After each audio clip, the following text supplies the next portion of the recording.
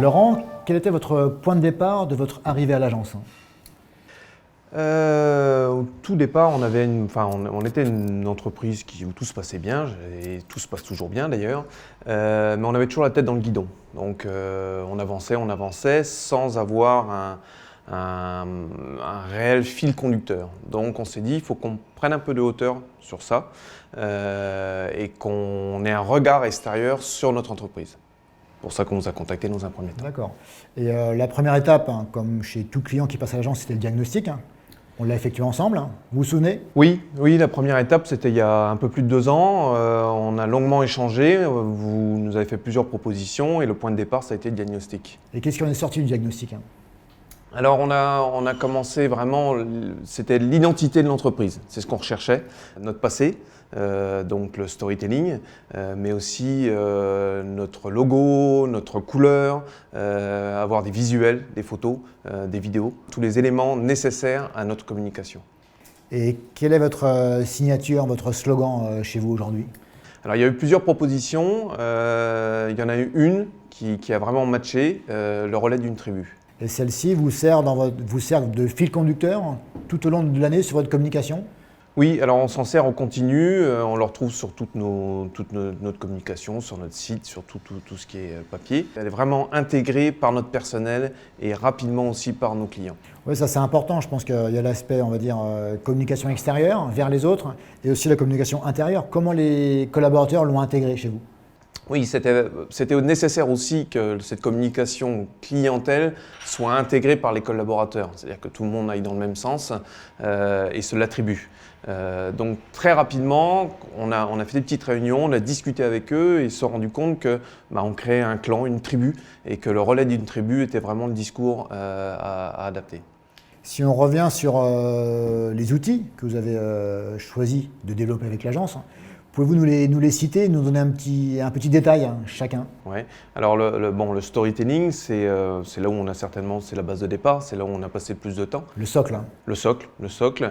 C'est là aussi où on a intégré plusieurs personnes de l'entreprise, dont mon papa. J'ai même appris des choses sur la famille, sur notre histoire. Donc j'ai tenté de dire que pour regarder le futur, il faut connaître le passé. Et c'est ce qui nous manquait, parce qu'on avançait, mais on n'avait pas de retour en arrière. Les collaborateurs sont rentrés aussi à l'intérieur, et ça a été vraiment la base de travail. Autour de ça, on a eu notre slogan, le relais d'une tribu, mais on a aussi fait des photos, un reportage photo, très important. Spécifique chez vous?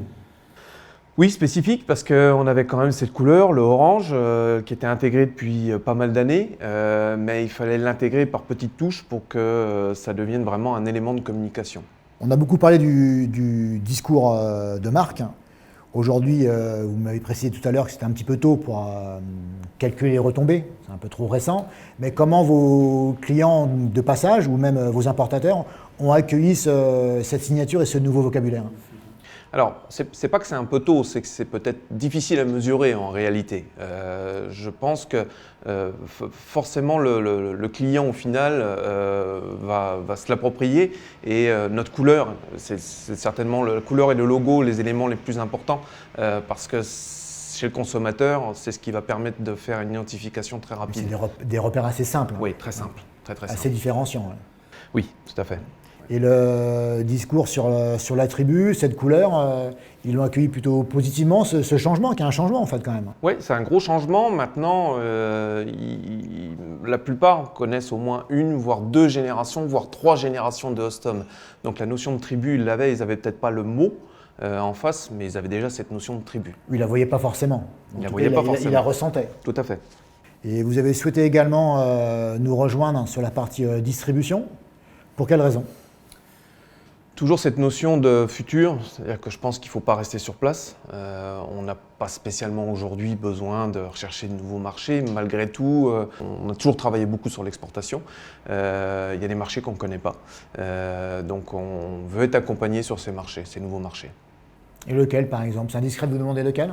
Non. Il y a principalement un marché aujourd'hui qui compte ou qui va compter un jour en Champagne, c'est la Chine. Je ne connais pas du tout ce marché, donc j'ai demandé à avoir un accompagnement et avoir un regard extérieur sur ce marché chinois. S'il y avait un ou des mots-clés qui te font penser à ton passage à l'agence, quels seraient-ils? Regard extérieur. Oui.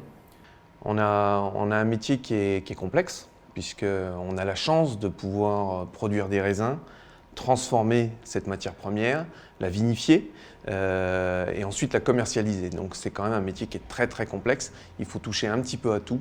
Et on a besoin, pour chaque étape, je pense qu'aujourd'hui, on a besoin d'un regard extérieur. Des plus professionnels peut-être, sur certains points. Pour la vigne, on a besoin d'un ingénieur agronome. Pour la vinification, on va avoir besoin d'un œnologue, un vinificateur extérieur. On va avoir besoin de se documenter. Et bien, sur la commercialisation, je pense qu'il faut rester maître chez soi, mais il faut quand même aller chercher les informations à l'extérieur. Il faut pas hésiter à aller chercher de l'aide.